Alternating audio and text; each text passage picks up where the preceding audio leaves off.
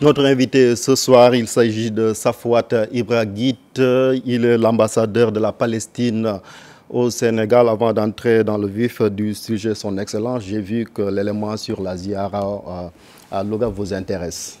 Tout à fait. Ça révèle les liens qui sont excellents, qui nous lient avec toutes les familles religieuses. Je crois que je suis parmi les ambassadeurs qui ont fait le record des visites à toutes les villes saintes du Sénégal. Et cela parce que, tout simplement, les liens spirituels entre la Palestine et le Sénégal est établi et bâti sur des solides fondements religieux et spirituel et soufis en particulier.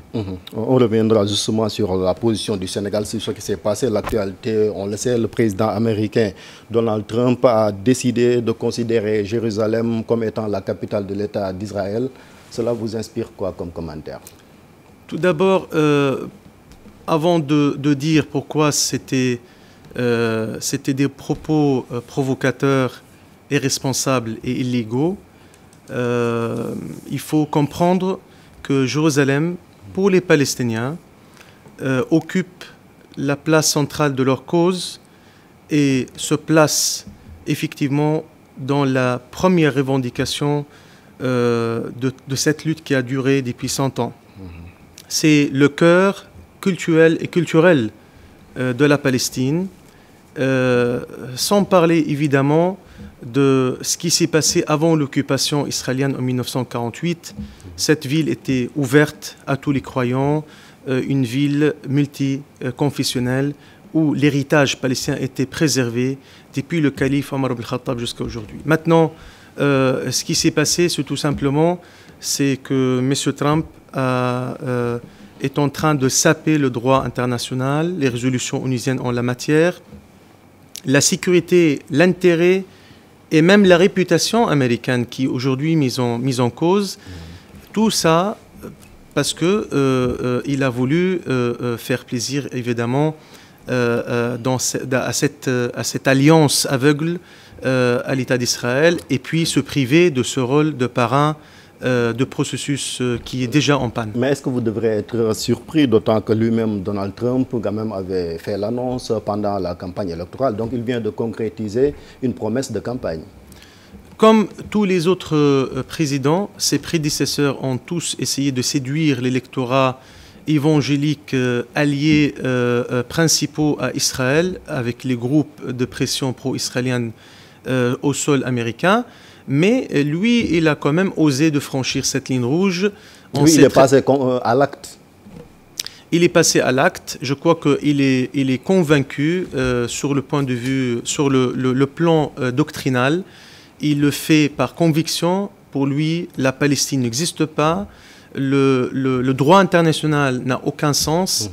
Et puis, tout ce qui l'intéresse, c'est comment renforcer ce système d'apartheid israélien, comment on peut surprotéger l'État d'Israël qui est en train de se radicaliser encore plus dans ses pratiques sur le terrain et au détriment, évidemment, du peuple autochtone de la Palestine. Et quelle est, selon vous, la conséquence d'une telle décision? Les conséquences sont multiples et tout à fait graves. Nous avons remarqué les émeutes qui ont regagné les places centrales d'un grand nombre des capitales de la région. On l'a vu hier pendant la prière du vendredi, après justement dans beaucoup de pays musulmans, des manifestations. Musulmans et européens également. Je crois que la déclaration maladroite de Donald Trump a suscité une colère mondiale et une condamnation plus ou moins à degrés différents par tous les pays de la planète. Et il n'a pas d'alliés actuellement à part Israël sur ce point. Et je crois que ça va aussi renforcer, donner le bras long à Israël à poursuivre sa guerre d'épuration ethnique, à judaïser Jérusalem et tous les lieux saints palestiniens, musulmans comme chrétiens. Mais est-ce qu'Israël a quand même une part de responsabilité dans ça? Le principal responsable, c'est Trump, non? Non, c'est-à-dire Israël, c'est le responsable direct du maintien de cette occupation illégale de la terre palestinienne. Maintenant, les alliés principaux d'Israël, évidemment, en l'occurrence en tête les Américains, ont tout fait ces derniers temps pour protéger Israël à toute condamnation.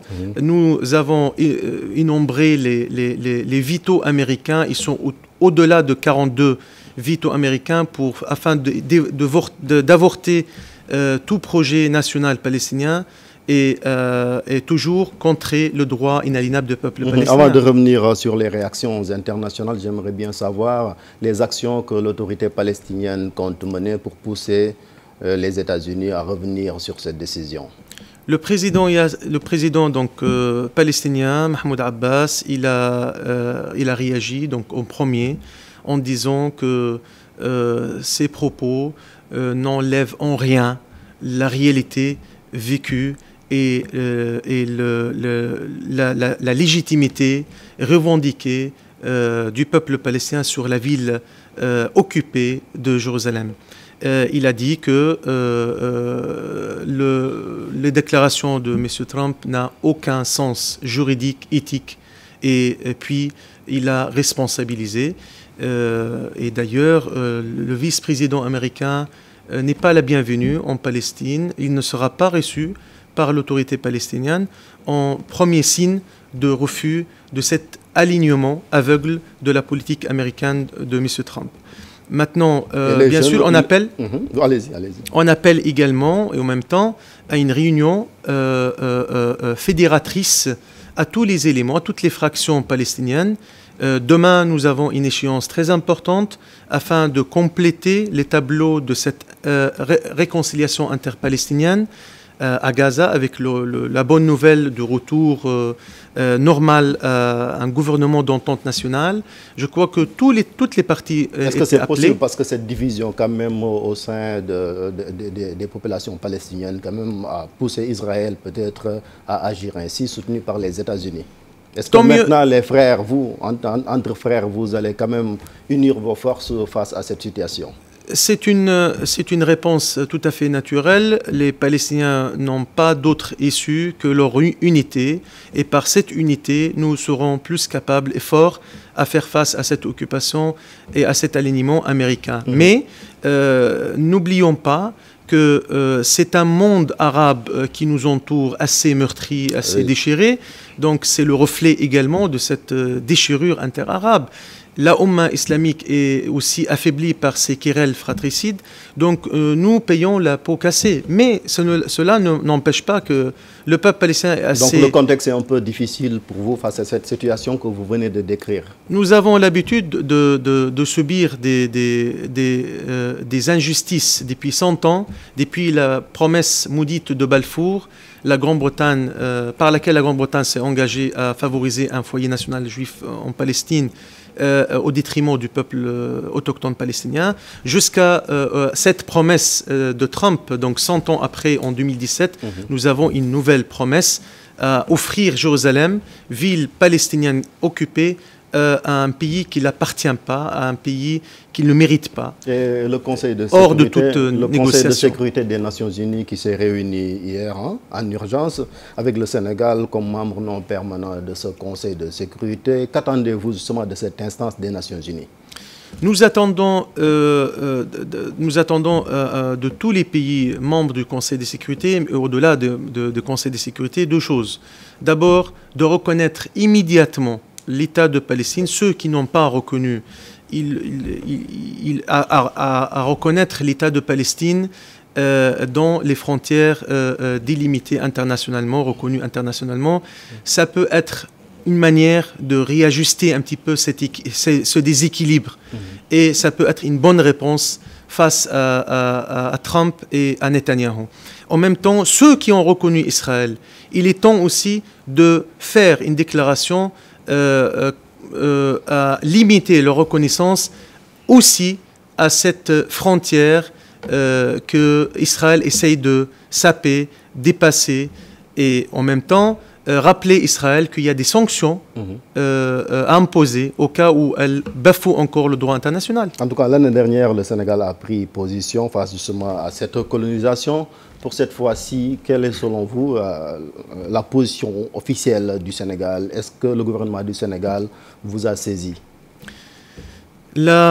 L'État du Sénégal, depuis sa création, depuis son indépendance jusqu'au jour d'aujourd'hui, 4 présidents successifs a maintenu une position honorable et honorifique à l'auteur de ce peuple frère du Sénégal, porteur de valeurs de l'homme, de la paix et de la liberté. Tous, dans toutes les ères, jusqu'au jour d'aujourd'hui, nous avons une position constante en soutien des droits inaliénables du peuple palestinien, sans faille. Donc on ne peut pas demander au Sénégal plus que ça. Il mène une diplomatie remarquable sur le plan international, en étant président évidemment de ce grand comité onusien pour l'exercice des droits inaliénables du peuple palestinien à l'ONU, mais aussi en tant que membre aujourd'hui, et ce n'est pas pour la première fois, le Sénégal est membre du Conseil de sécurité et bien d'autres instances, et dans toutes les instances, le Sénégal a toujours su jouer le leadership en prêchant pour le droit, la paix et la liberté en Palestine et toutes le noble cause de l'humanité, non seulement la cause palestinienne. Est-ce qu'il y a eu contact entre vous et les autorités du ministère des Affaires étrangères depuis cette annonce de Donald Trump? Bien sûr, bien sûr. Nous sommes en concertation établie et de plus en plus à la proximité de l'actualité, comme aussi notre mission à New York se coordonne jour et nuit avec l'ambassadeur du Sénégal, Foudé Seck. Donc nous sommes partout en train de coordonner avec le Sénégal, car le Sénégal est un pays incontournable. Au-delà du Conseil de sécurité, voyons, jusqu'au dernier jour de son mandat, le Sénégal se bat pour freiner cette violation de droits en Palestine. Oui, évidemment, nous sommes en concertation avec aussi la société civile sénégalaise, avec l'État qui s'engage solidement à nos côtés, mais aussi avec la société sénégalaise, avec les familles religieuses. Nous l'avons tous contacté. On a reçu aussi des messages de solidarité extrêmement touchants. Nous avons par le biais de nos déplacements ressentis l'engagement unanime des Sénégalais et des Sénégalaises afin de faire triompher le droit en Palestine. Est-ce que la violence est une solution pour résoudre cette situation? On a vu quand même en Palestine des jeunes qui ont commencé à reprendre les pierres. Tu appelles ça violence?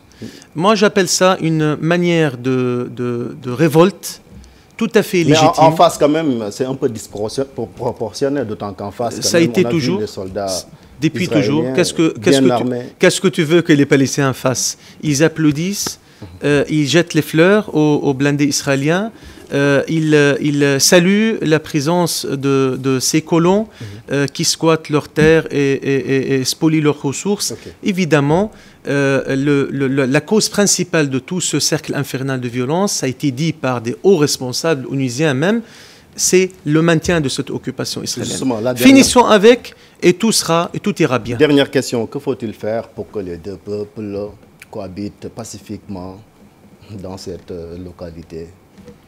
Écoutez, les Palestiniens ont fait une concession douloureuse, historique, jamais vue dans l'histoire, en acceptant le 22% de la terre historique de la Palestine pour qu'elle soit le futur État, leur futur État.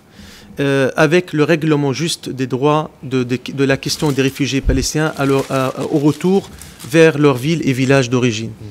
Il y a deux possibilités. Ou bien on sauve cette solution à deux États, qui était orchestrée par le monde extérieur, par les États-Unis d'Amérique, l'Europe, dont les paramètres sont connus et reconnus, ou bien on va passer à un État où les Palestiniens n'ont pas de souci d'être résidents de cet État, citoyens autochtones de cet État, mais au pied d'égalité. La première alternative, c'est de respecter les frontières tracées en 1967. Cela vous convient? Il faut dire ça à Israël. Il faut dire ça à Israël Non, si ça le convient. Israël, jusqu'à maintenant, c'est le seul pays au monde qui n'a pas présenté une carte des frontières à l'ONU. Donc on ne sait pas, les Israéliens de droite comme de gauche, qu'est-ce qu'ils veulent? Ils veulent une coexistence. Les Palestiniens l'ont dit, ils l'ont pratiqué, ils ont respecté, rempli toutes leurs conditions à 100%. Je vous remercie, Safwat Ibra Guit. Vous êtes l'ambassadeur de la Palestine au Sénégal. C'est la fin de cette édition. Merci de l'avoir suivi. Je vous souhaite de passer d'excellents moments en compagnie des programmes de la télévision Futur Média. Bonsoir.